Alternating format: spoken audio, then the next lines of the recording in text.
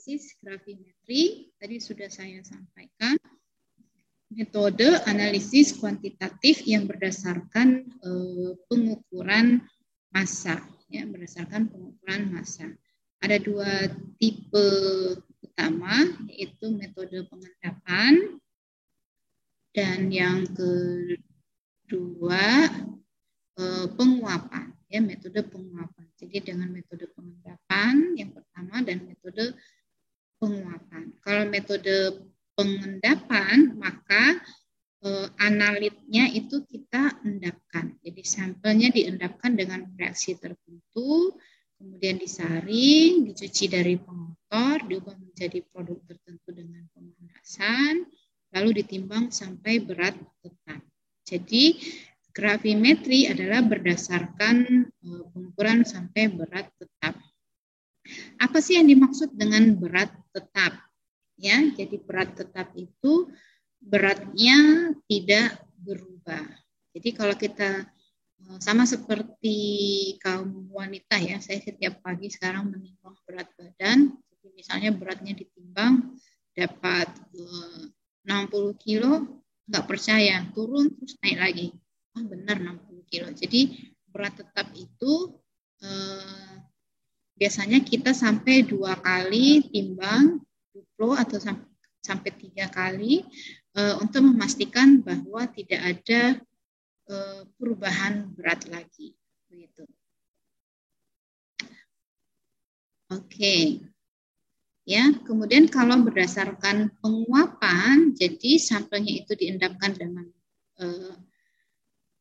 ini pengendapan. Yang penguapan, jadi analit atau hasil dekomposisinya itu diuapkan pada temperatur yang sesuai, kemudian produk yang menguap itu dikumpulkan dan ditimbang, lalu berat produk ditentukan secara tidak langsung dari berat sampel yang hilang. Ya, jadi misalnya analisis air dalam suatu sampel, misalnya dalam sampel roti itu atau makanan, kita bisa ukur dengan cara gravimetri penguapan. Kemudian ini penting, ya, stokiometri kimia, kita ulang lagi, ya, yang kita sudah pelajari di kimia dasar sama di kimia analitik 1. Kenapa? Karena kita nanti banyak menghitung-hitung reaksi kimia, kemudian menghitung stokiometri kimianya. Jadi review kembali tentang stokiometri kimia reaksinya. Kemudian juga dengan konsep mol. Ya, jadi ingat lagi konsep molnya seperti apa. Oke. Jadi ini diingat kembali karena gravimetri dan volumetri itu banyak perhitungannya. Oke, saya kembali ke PPT yang selanjutnya.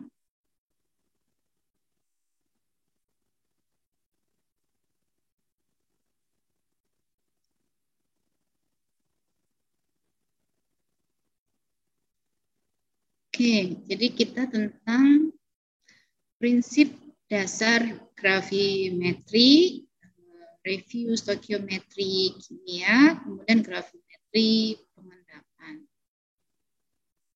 Gravimetri tadi sudah saya sampaikan adalah metode analisis kuantitatif yang berdasarkan perubahan massa, ya, jadi berdasarkan berat massa atau perubahan massa. Jadi di sini kita bisa mengukur massa suatu sampel dengan cara langsung maupun dengan cara yang tidak langsung. Nah, jenis-jenis gravimetri itu ada gravimetri pengendapan, tadi sudah sampaikan pengukuran berdasarkan massa endapan. Kemudian ada elektrogravimetri, pengukuran massa yang terdeposit pada suatu elektroda, ya. Kemudian gravimetri volatilisasi, yaitu metode gravimetri di mana hilangnya senyawa volatil dapat menimbulkan sinyal, yang tadi sudah kita penguapan tadi, ya. Gravimetri partikulat, metode gravimetri di mana massa partikulat analit ditentukan setelah dipisahkan dari matriksnya. Ya, jadi di sini gravimetri pengendapan tadi dibagi lagi dua menjadi pengendapan biasa dan elektrogravimetri yang berdasarkan proses elektrolisis, elektrokimia. Dan yang volatilisasi juga tadi yang gravimetri penguapan dibagi dua lagi, yaitu volatilisasi dan partikulat. Nah, ini misalnya perubahan massa, ya. Jadi misalnya di sini kita menentukan untuk analisis PB2+, ya kita bisa menghitung bagaimana berapa massa dari sampel kita, terus kemudian bagaimana lagi menentukan kadar suatu analit dalam sampel kita tadi. Jadi satuan dalam gravimetri, maka satuannya yang dipakai adalah satuan SI, gitu ya. Kemudian selanjutnya ini tadi review stokiometri sudah saya sampaikan. Nah, ini contoh soalnya. Ya, contoh soalnya, misalnya suatu larutan mengandung 8 milimol HCl ditambahkan kepada kalsium karbonat. Nah, kemudian pertanyaannya adalah berapa milimol kalsium karbonat yang tersisa. Maka kita buat stokiometri reaksinya, ya. Jadi kalsium karbonat itu padatan, tetapi bisa larut dengan HCl, ya, asam klorida, bisa bereaksi, gitu. Jadi gigi kita itu kan mengandung kalsium. Kalau kita banyak makan yang asam-asam, maka gigi kita akan terkikis pelan-pelan. Makanya ada yang giginya kropos, ya, seperti misalnya kropos begitu karena makan yang asam-asam, ya, yang bisa melarutkan gigi kita. Oke, saya tuliskan reaksinya. Kalian bisa lihat di papan tulisnya.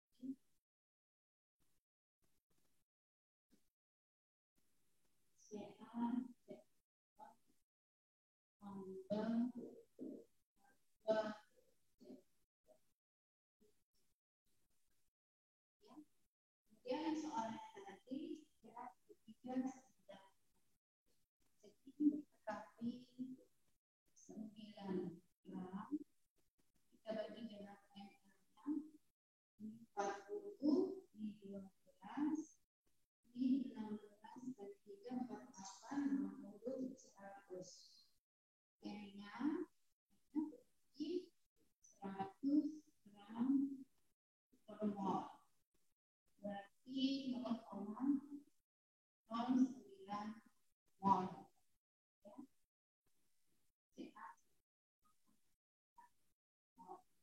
Kemudian HCl-nya 8 mol. Ini satuannya 8 di mol. Ini satuannya mol. Maka kita ubah 0,09 mol ini supaya sama menjadi mol. Kalau mol berarti sama dengan 50 milimol. 90 milimol ini 8 milimol. Maka ini perbandingannya adalah 1 berbanding 2. Jadi kalau 8 milimol HCl, maka kalsium yang bereaksi Ada yang tahu berapa kalsium yang bereaksi? Saya tanya, Fatira. Fatira. Iya, Halo. Bu. Berapa milimol kalsium karbonat yang bereaksi? 90. 90. Benar nggak? Bisa dilihat yang di papan tulis nggak? Iya, Berapa? 90. 90 itu apa? Yang bereaksi. Oh, yang bereaksi. Yang ada 90 milimol. Yang bereaksi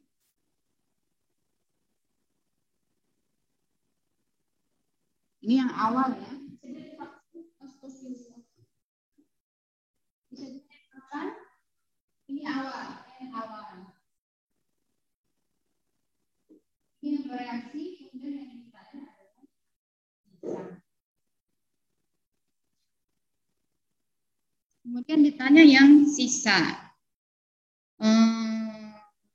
Kira darah. Halo darah.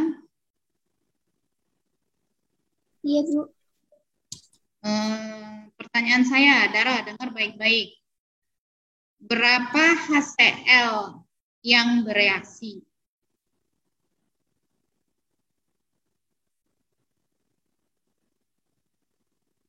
Delapan mol, Bu. Bukan.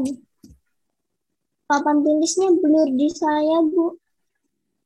Kenapa? Papan tulisnya dapat gelap? Blur.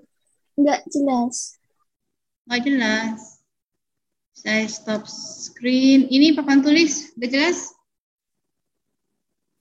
Sedikit. Masih blur sedikit. Masih blur. Lampunya ya?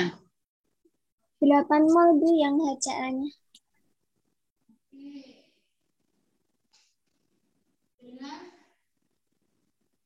Gelap. Hah? Jelas nggak? Enggak. Tambah blur. Tambah gelap? Iya. Kurang jelas.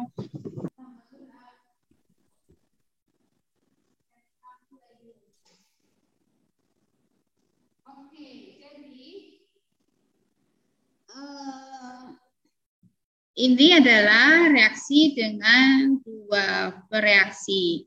Maka yang menentukan reaksi adalah yang jumlah molnya paling sedikit. Jadi HCl yang bereaksi 8 milimol. Darah tadi sudah benar ya, 8 milimol. Mana presensi? Bonus darah.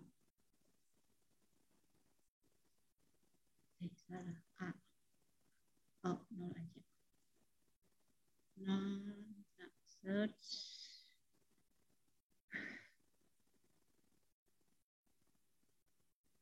Nah, darah dapat 1 bonus. Oke.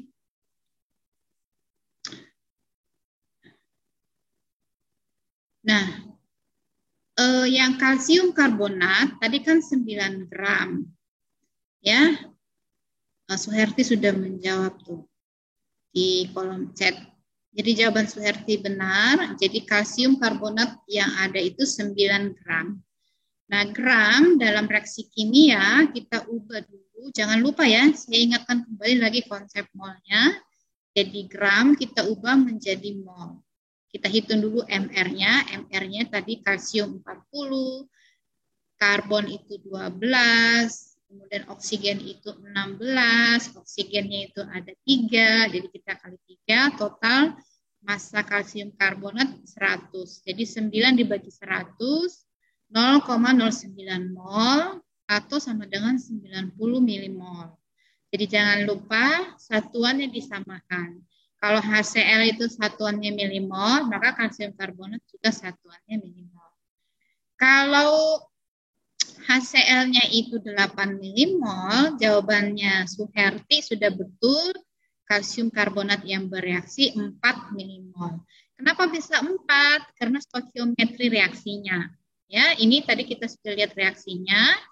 1 mol kalsium karbonat setara dengan 2 mol HCl. Ya. Jadi perbandingan reaksi untuk kalsium karbonat 1:2 dikali 8, jadi 4 milimol. Ya, Suherti dapat bonus. Suherti. Oke, sehingga pertanyaan soalnya tadi, ini share screen. Nah, berapa milimol kalsium karbonat yang tersisa? Maka jawabannya adalah 90 milimol dikurangi 4, jadi sisanya 86 milimol. Jadi nomor 1 jawabannya 86 milimol. Begitu. Gitu ya. Sudah jelas? Ada yang mau bertanya? Ini sebenarnya perhitungan seperti ini kan sudah biasa.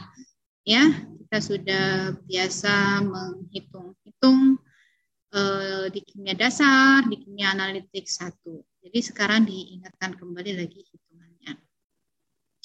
Baik. Nah, yang nomor 2, oke, ini saya stop screen dulu. Kemudian saya share screen. Soalnya saya nggak bisa buka Classroom ya.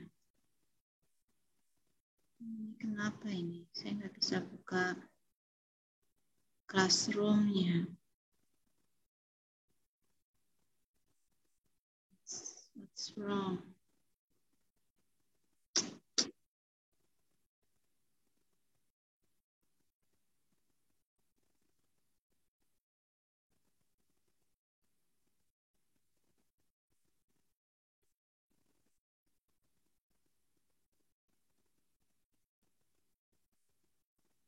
Nggak mau dia. Kenapa besinya harus direduksi menjadi Fe2+?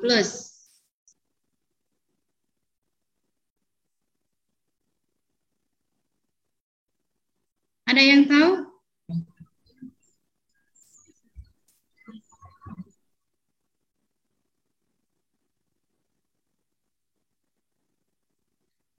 Kenapa kalau misalnya besinya Fe3+? Boleh nggak? Siapa yang belum bertanya ini? Ahmad Sahid Mauludi. Ahmad Sahid Mauludi? Ya, Bu.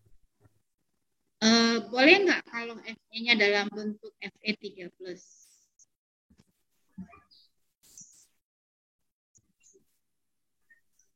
Tidak boleh kayaknya. Kayaknya. Kenapa pakai kayaknya? Kenapa nggak boleh? Tidak tahu sih, Bu. Belum tahu. Oke. Tadi kan direaksikan, Fe-nya direaksikan dengan kalium dikromat. Kalium dikromat itu sifatnya apa? Dwi Trisnodini. Dwi. Ya, Bu. Sifatnya kalium dikromat sifatnya apa? Manajemen lab, kuliah manajemen lab dan teknik laboratorium. Kalium dikromat.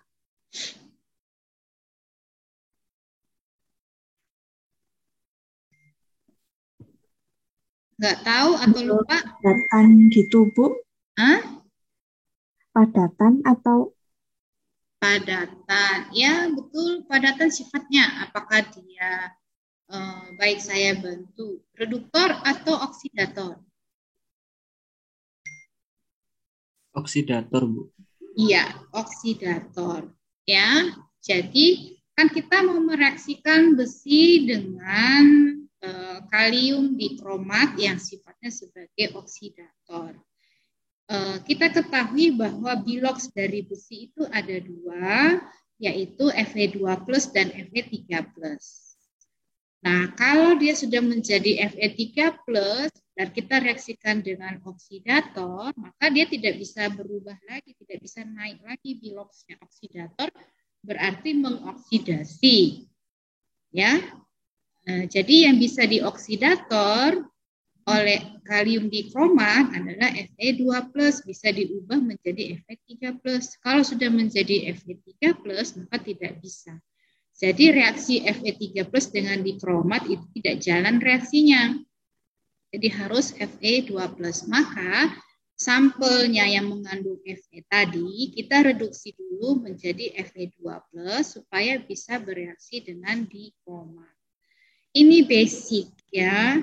Basic. Jadi ini perlu kalian ketahui sifat-sifat senyawa. Itu dipelajari di dalam teknik laboratoriumnya. Ini reaksinya harus dalam suasana asam. Jadi Fe2+ dalam suasana asam itu bisa bereaksi dengan kalium dikromat tadi. CN2 ini menjadi Fe3+, kemudian dikromatnya jadi Fe2+ teroksidasi menjadi Fe3+. Kalau Fe2+ teroksidasi menjadi Fe3+, maka siapa yang tereduksi? Kan reaksi redoks itu satu teroksidasi, satunya tereduksi loh, karena dia salah terima elektron. Siapa yang belum saya tanya ini? Fani Setianing Tias. Mana Fani? Iya, Bu. Siapa yang tereduksi, Fani?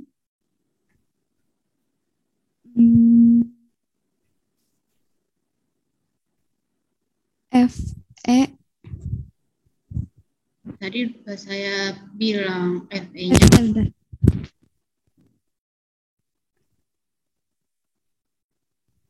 Ada yang tahu? Ada yang tahu? Yang lain? Ada yang bisa menjawab? Hapus bukan? Bukan. 2Cr2O7 itu bukan, Bu?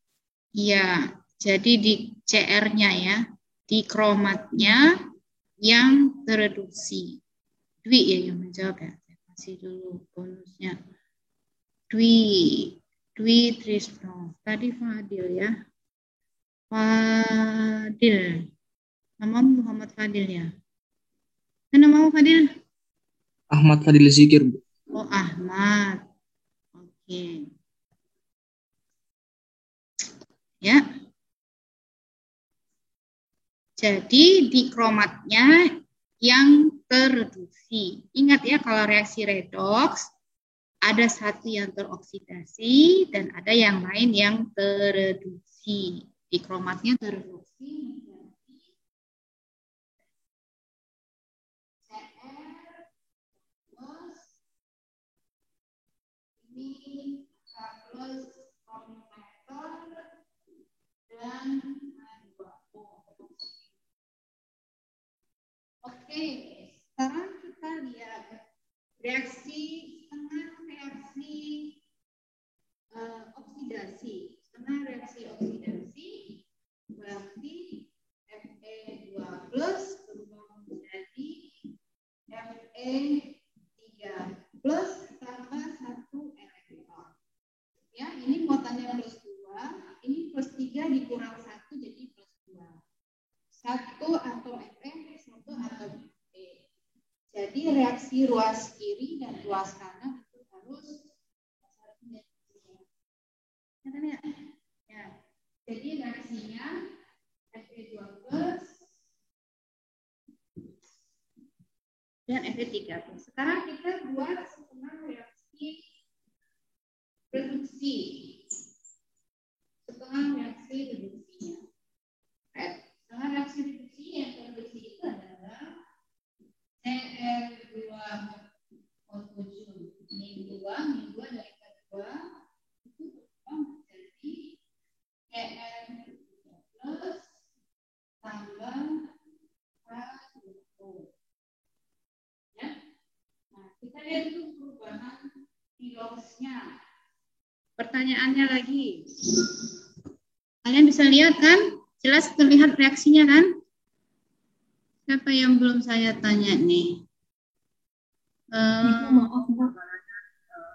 Ya, Itu halo? kan FO3 plus CR3 plus itu sampingnya apa, Bu? Nggak kelihatan soalnya. Ini K plus. CR3 plus 2K plus H2O. Reaksinya. Asli, Bu. Ya. Laras, mana Laras? Halo? Iya, Bu. Laras. Nah, sekarang saya tanya Laras, berapa bilangan oksidasi CR di CR2O7 min 2?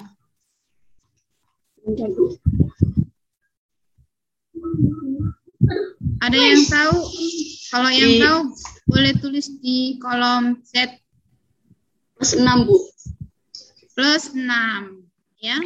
Jadi plus 6 berubah menjadi plus 3. Ya. Jadi di sini ini plus 6 berubah menjadi plus 3. Tapi di sini kayaknya ada 2. Berarti di sini 2 atom CR. Nah, kita mau hitung lagi ini berarti O-nya 7, berarti 7 H2O, berarti kita tambahkan harus berapa? Kali 2, 14. Jadi tambah 14 H plus ditambah. Tadi perubahannya adalah dari CR plus 6 menjadi plus 3, berarti dia menerima 3 elektron untuk 1 CR. Berarti kalau untuk 2 CR 6 elektron. Jadi di sini plus 6 elektron. Jadi reaksinya seperti itu. CR-nya ada 2, CR-nya ada 2. Oksigennya 7, ada 7, hanya 7 kali 2 14, ini 14. Sekarang ini sudah sesuai, kita hitung muatannya. Ini min 2 ditambah 14, berarti berapa? 12. 12 dikurang 6, nah ini muatannya di sini 2 kali 3, 6 plus 6. Jadi muatan sebelah kiri plus 6, muatan di sebelah kanan plus 6. Berarti jumlah muatan sudah sama, jumlah atom juga sudah sama. Jadi dia 6 elektron. Nah di sini 1 elektron, di sini 6 elektron. Berarti stoichiometri reaksinya berarti ini 1, ya. Kan elektron yang dilepaskan harus sama dengan elektron yang diterima.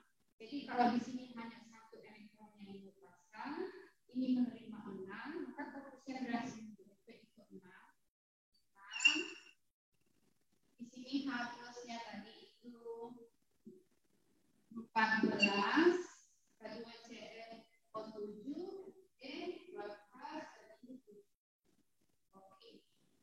ini berarti 6. Ya. Jadi kesetaraan reaksinya nanti kita buat setelah semuanya ini ya. Setelah koefisien reaksinya setelah kita menyetarakan elektronnya. Sudah jelas sampai di sini, ini baru reaksinya. Nah, soalnya tadi seperti apa? Jadi reaksinya seperti ini, jumlah tadi soalnya jumlah sampelnya 0,6428 gram, besi direduksi menjadi dititrasi dengan 36. Jadi K2CrO7-nya itu volumenya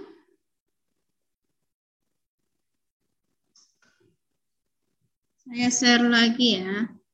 Atau ada yang bisa bantu?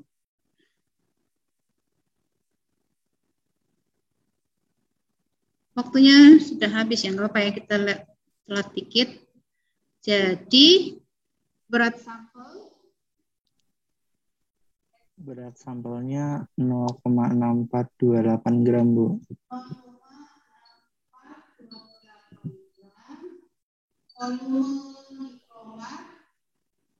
Volume dikromatnya 36,30.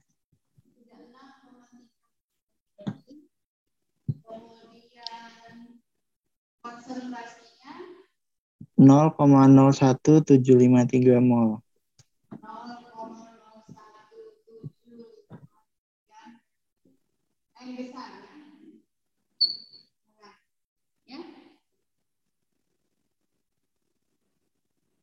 Bisa dilihat di papan tulisnya. Saya tulis ini.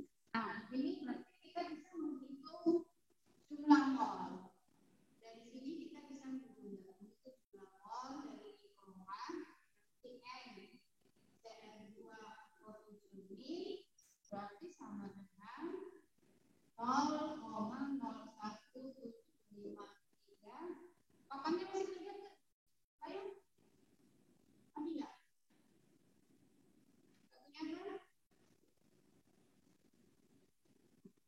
Terlalu jauh nggak kelihatan.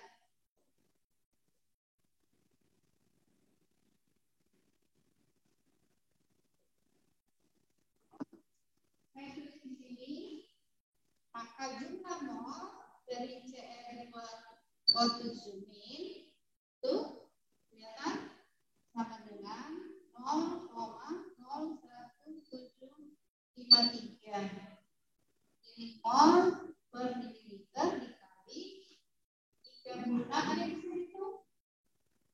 Tolong dihitungkan berapa jumlah molnya? Berapa jumlah molnya?